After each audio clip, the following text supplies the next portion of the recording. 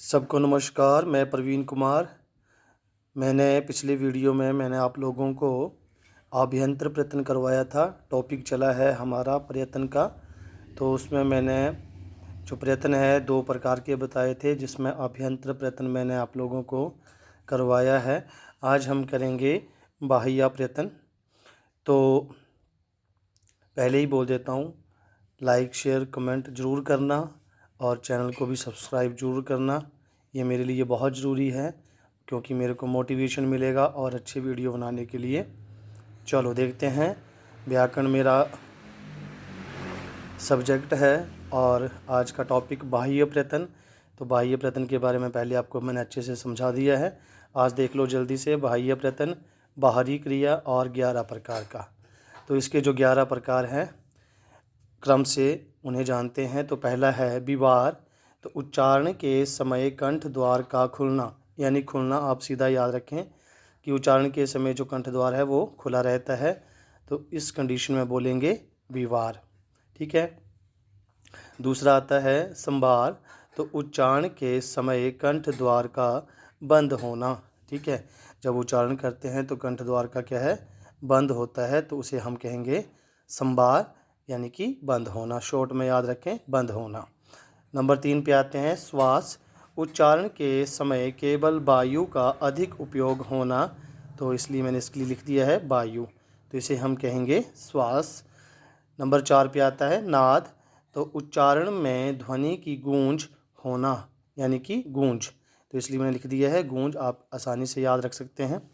Number 5 पे देखें घोष। नाद की तरह ध्वनि में गांभीर्य, तो गंभीरता रहती है, इसलिए मैंने लिखा है गंभीर ध्वनि, तो इसे हम बोलेंगे घोष। नंबर 6 पे आता है अघोष। इसका ऑपोजिट हो जाएगा। तो केवल श्वास का उपयोग, अगंभीर ध्वनि। ठीक है। सिर्फ क्या है, श्वास का ही उपयोग होगा, जिसे हम कहेंगे अघोष। नेक्स्ट आता है अल्प प्राण। तो अल्प प्राण देखें, उच्चारण में कम वायु का उपयोग, यानी कम वायु प्रयोग में आती है, तो इसे हम कहेंगे अल्प प्राण। नंबर 8 पे आता है महाप्राण। उच्चारण में अधिक वायु का उपयोग, जब उच्चारण करते हैं तो अधिक वायु का प्रयोग करते हैं, तो इसे हम कहेंगे महाप्राण। ठीक है। तो आप लोग यहाँ से समझ गए होंगे नंबर 8 तक। विवार, संभार, श्वास, नाद, घोष, अघोष, अल्पप्राण और महाप्राण। ठीक है। विवार खुलना, ठीक है। संभार बंद होना, श्वास वायु, नाद गूंज, घोष गंभीर ध्वनि, अघोष अगंभीर ध्वनि, अल्पप्राण कम वायु, महाप्राण अधिक वायु। ठीक है। नेक्स्ट चलते हैं। तो नेक्स्ट हमारे पास है नंबर 9 पे आ जाएगा उदात्त। तो उच्चारण में स्वर का ऊंचा होना, और ये किसके लिए, ये तीनों मैं बता देता हूँ। उदात्त, अनुदात्त और स्वरित, ये स्वरों के लिए हैं। ठीक है। तो स्वरों का जो प्रयत्न रहेगा वो कैसा कौन सा प्रयत्न रहेगा उसके बारे में पता चलेगा। तो उदात्त उच्चारण में स्वर का ऊंचा होना, ऊंचा स्वर, यानी कि, और एक और इसकी विशेषता है कि वैदिक प्रयोग, जो वैदिक प्रयोग है उसमें, वैदिक मंत्रों में इसका प्रयोग हमें मिलता है। नंबर 10 पे आ जाएगा अनुदात्त। तो उच्चारण में स्वर का नीचा होना, यानी नीचा स्वर, वैदिक प्रयोग, ये भी वैदिक प्रयोग में है। और नंबर 11 पे लास्ट में आ जाता है स्वरित। उदात्त और अनुदात्त का मिश्रण, यानी जो मिश्रण होगा, मध्यम स्वर होगा, उसे हम क्या कहेंगे, स्वरित। और इसका प्रयोग भी क्या है, वैदिक प्रयोग है। ये तीनों वेदों में प्रयोग की जाते हैं। जो मंत्रोच्चारण आदि है वहाँ पे उदात्त, अनुदात्त, स्वरित स्वर का प्रयोग होता है। ठीक है। अब जानते हैं जो इन तीनों को छोड़ दें, बाकी के जो 8 प्रकार के हमने किए, विवार, संभार, श्वास आदि, उनके बारे में जानते हैं कि कौन कौन से वर्ण उनके अंतर्गत आते हैं। तो इसके लिए मैंने 4 सूत्र लिखे हैं, 1, 2, 3 और 4। आप सिर्फ ये 4 सूत्र याद करेंगे। इस सूत्र में 4 शब्द आ रहे हैं, इसमें भी 4 हैं। तो इसी प्रकार से आप ये देखें, आपको इतना सा याद करना है, और याद करना ही पड़ेगा, कोई शॉर्टकट नहीं है। ठीक है। जो चीज़ें आपको याद होती जाएंगी वो अगली चीज़ को समझने के लिए आसानी होती है। यह ऐसा ही नियम चलता है पढ़ाई में कि आपको याद करना ही पड़ेगा, बार बार प्रैक्टिस करनी ही पड़ेगी। कोई शॉर्टकट नहीं है कि एक बार पढ़ा और याद हो गया, ये बहुत रेयर चांसेस हैं।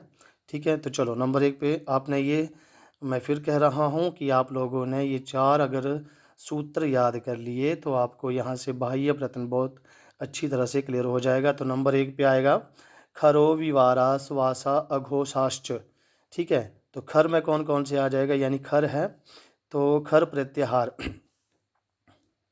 अब मैंने इसलिए कहा क्योंकि मैंने आपको प्रत्याहार जो सूत्र हैं वो मैंने करवाए हैं, सिर्फ सूत्र वहाँ से आपको लग जाएगा पता। खर, तो खर में क्या आ जाएगा, ख फ छ ठ थ च ट त क प स श स। ये जो वर्ण हैं इनका क्या हो जाएगा, विवार, श्वास और अघोष। ठीक है, यानी इन तीनों के लिए ये वर्ण, इन तीनों में ये वर्ण आते हैं, आप ध्यान रखें। तो आपने सिर्फ खर प्रत्याहार याद रखना है। खर प्रत्याहार मैंने यहाँ पे बना दिया, सिर्फ सूत्र से क्लियर हो जाएगा। आगे चलते हैं, हसह संबारा नादा घोषाश्च। ठीक है, तो अब हस प्रत्याहार है, तो हस प्रत्याहार मैंने बना दिया है। ह य व र ल य म ग ण न झ भ घ ड ध ज व ग ड द, ये सारे जो वर्ण हैं ये आ जाएंगी। तो इसमें कौन कौन सा आ जाएगा, संबार, नाद और घोष, ये तीनों यहाँ पे कवर हो जाएंगे। ठीक है, यानी कि आप विवार के लिए देखो या श्वास के लिए या घोष के लिए देखो तो खर प्रत्याहार जो खर प्रत्याहार है वो याद करना पड़ेगा। खर की प्रत्याहार क्या क्या, खर प्रत्याहार में कौन कौन से वर्ण आ रहे हैं वो याद करना पड़ेगा। और संबार, नाद, घोष में आपको हस प्रत्याहार के अंतर्गत जो वर्ण आ रहे हैं वो आपको यहाँ से क्लियर हो जाएंगे। ठीक है, नेक्स्ट चलते हैं, नंबर 3 सूत्र है वर्णानाम प्रथम तृतीय पंचम यण श्च अल्प प्राणः। यानी कि वर्ग, जो वर्ग होता है, यानी कि मान लो कि वर्ग, टवर्ग, चुवर्ग आदि इस प्रकार से वर्ग बोल सकते हैं। तो वर्ग का जो प्रथम तृतीय पंचम अक्षर है और यण, तो यण प्रत्याहार में आ जाता है य व र ल, इनका क्या होगा, अल्प प्राण। ठीक है, यानी इन वर्णों का क्या होगा, अल्प प्राण। यानी कि प्रथम जो आता है क, तृतीय ग और फिर अंग और य व र ल। ठीक है, अल्प प्राण।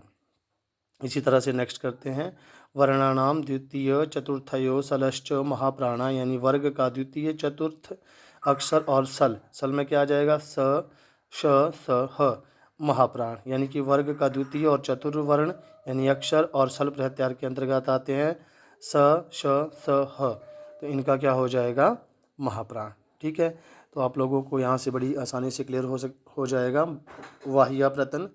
मेरी कोशिश आपको कैसी लगी ज़रूर लाइक शेयर कमेंट ज़रूर करना, और चैनल को सब्सक्राइब करना। आप फ़ोटो वीडियो को रोक के आराम से ये जो पिक्चर है इसको स्क्रीनशॉट लेके आप आसानी से समझ सकते हैं। धन्यवाद।